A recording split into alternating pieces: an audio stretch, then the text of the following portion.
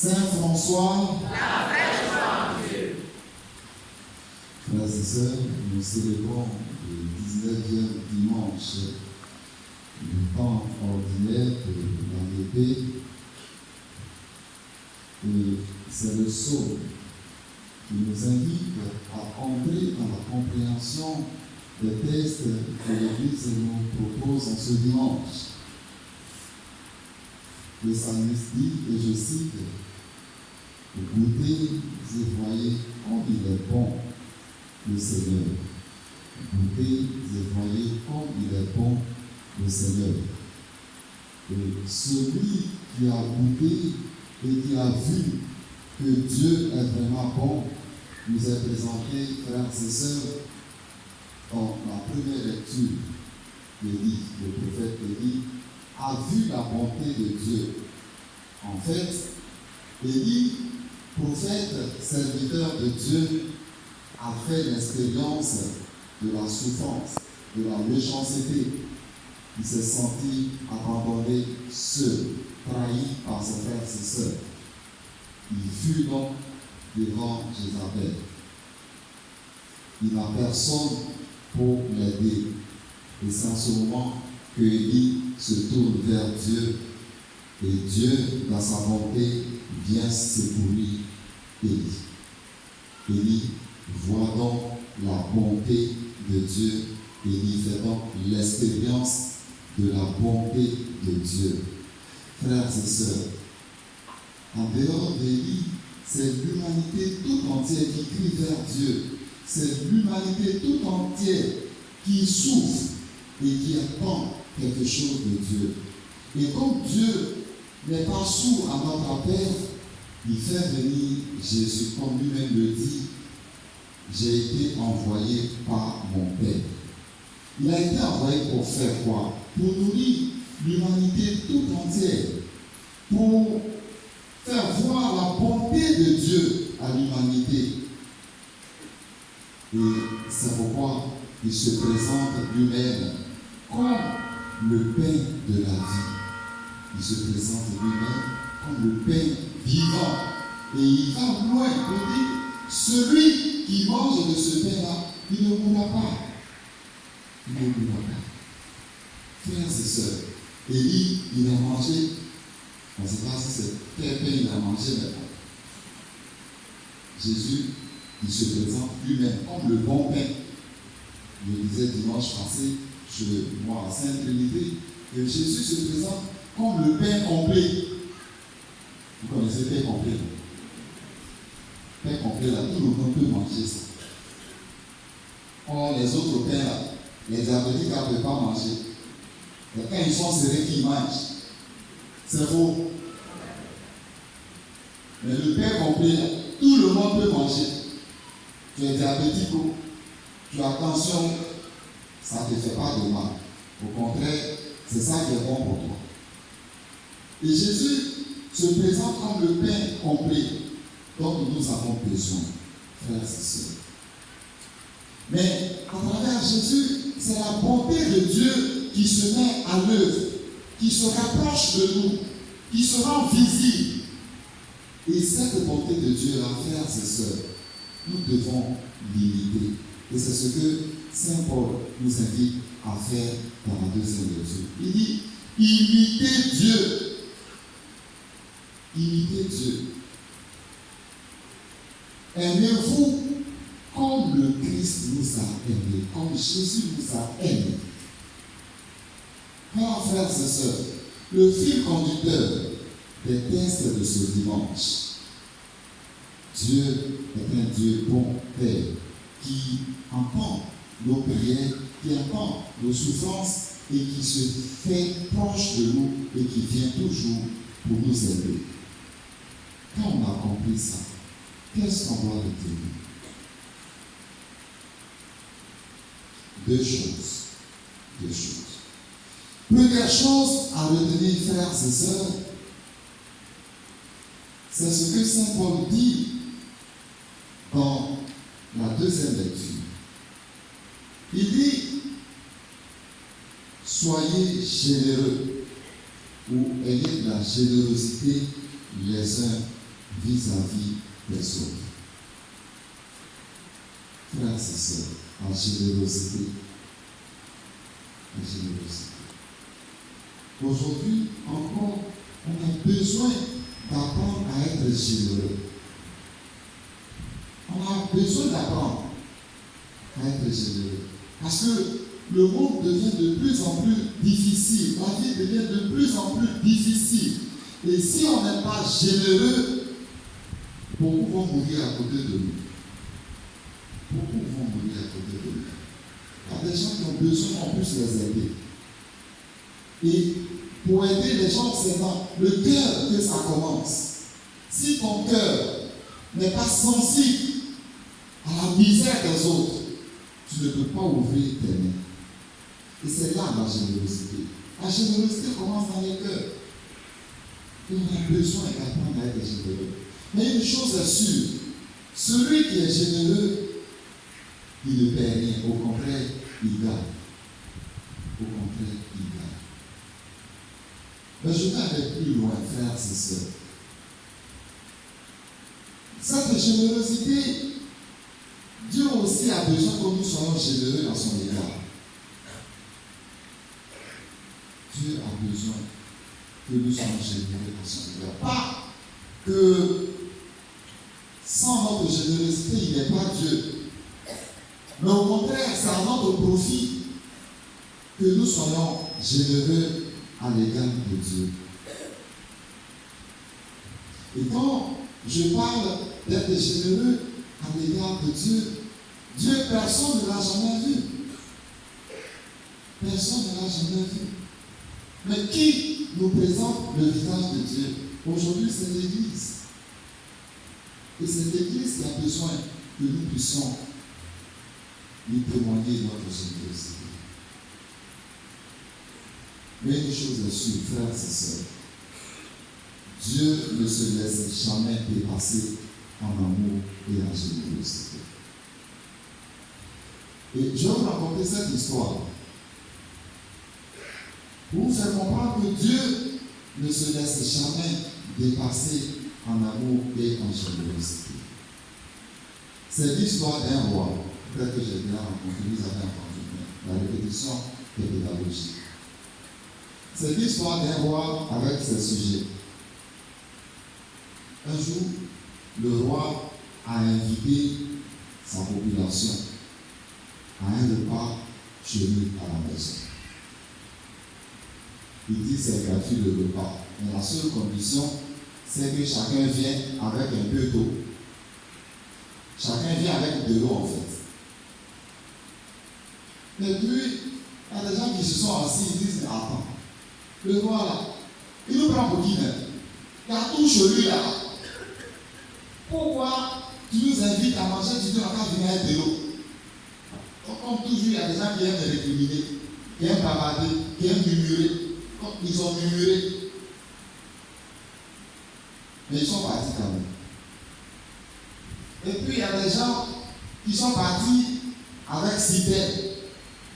Il y a des gens qui sont partis avec le barreau. Barreau, là, c'est le récipient, c'est pas l'or.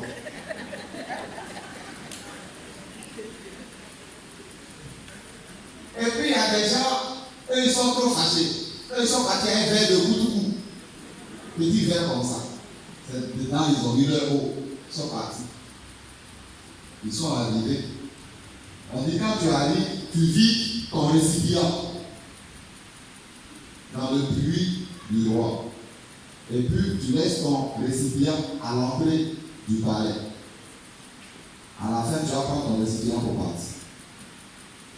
Donc, la fête est finie. Ils repartent maintenant. Quand ils sortent, qu'est-ce qu'ils vont constater? Leur récipient a été rempli d'or.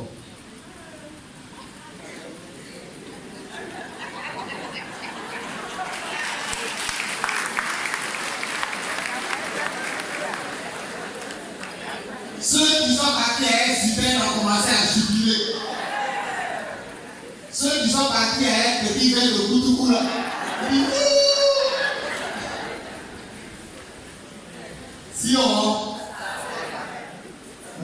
si on savait la part de... Vous voyez. Quand on est généreux envers Dieu, c'est nous qui gagnons toujours. Forcé. Parce que Dieu ne se laisse jamais dépasser en amour et en générosité. Et c'est pourquoi il y a beaucoup de témoignages liés à des gens qui font des offrandes.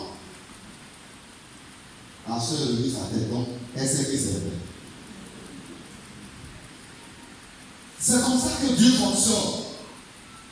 Tu le mets à l'épreuve dans ta générosité. Lui, il ne veut pas se laisser dépasser. Il y a eu un cas ici. Nous, on était encore petits. On dit Alpha. On dit qu'il a donné quoi 1 million à Oufoué. Bon, vous savez ça plus que moi. Tu donnes à Dieu.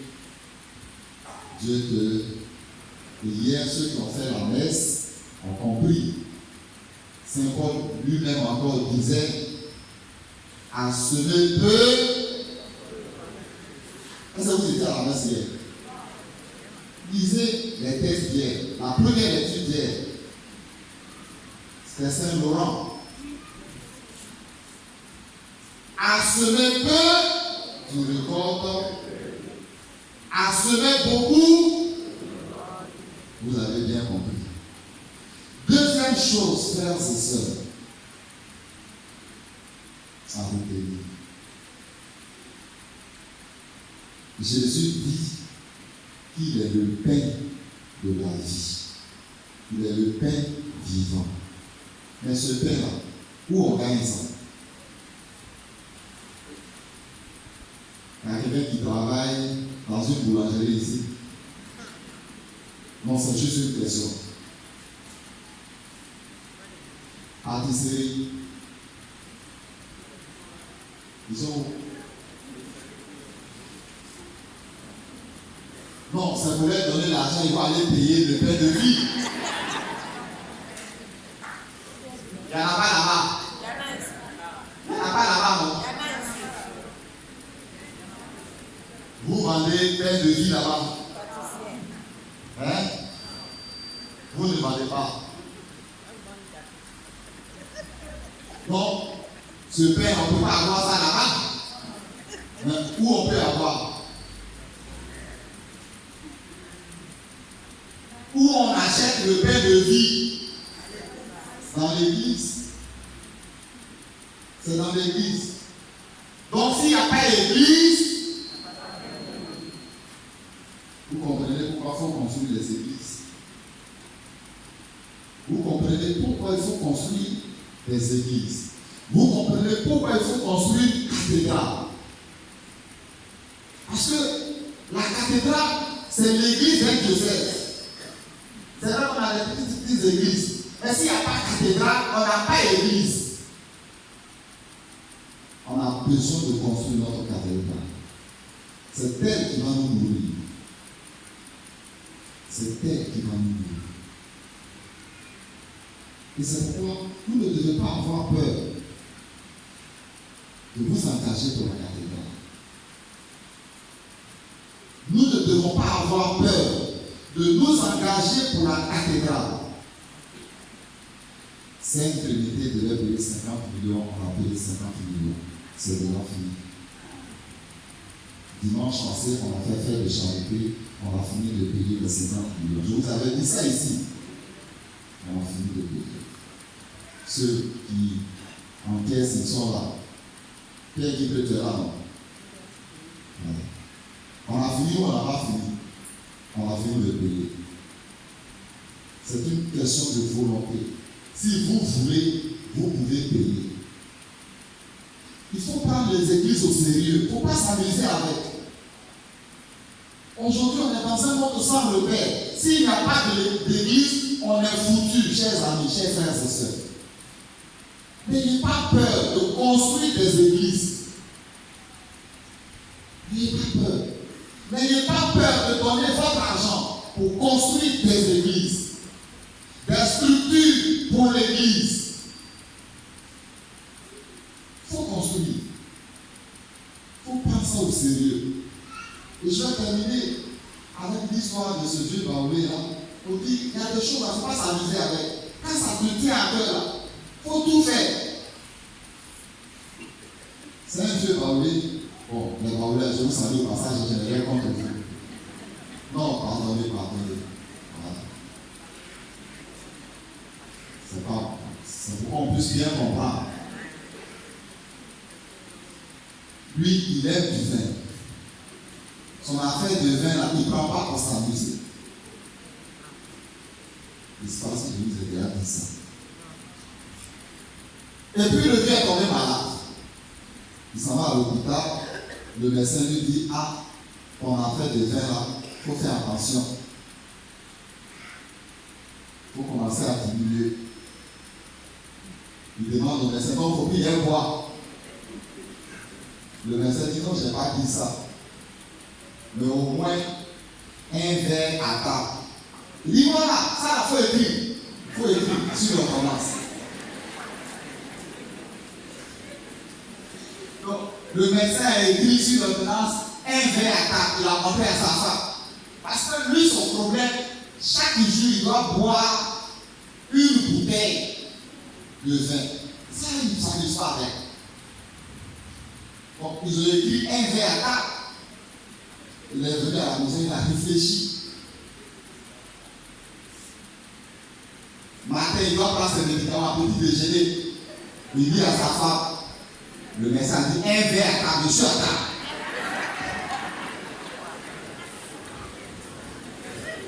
Donc, on lui a donné un verre. Vers 10 heures, il dit il a faim. Donc, il veut manger un peu avant le déjeuner. Donc, il est à table, il est en train de manger. Donc, un verre à 13 heures, il est en train de déjeuner, il est à table. Un verre à 16 heures, il a goûté. Il est à table. Un verre. Le soir, il est à table, il va prendre son dîner. Un verre. Ça fait combien de verres? 5 verres. Ça fait combien?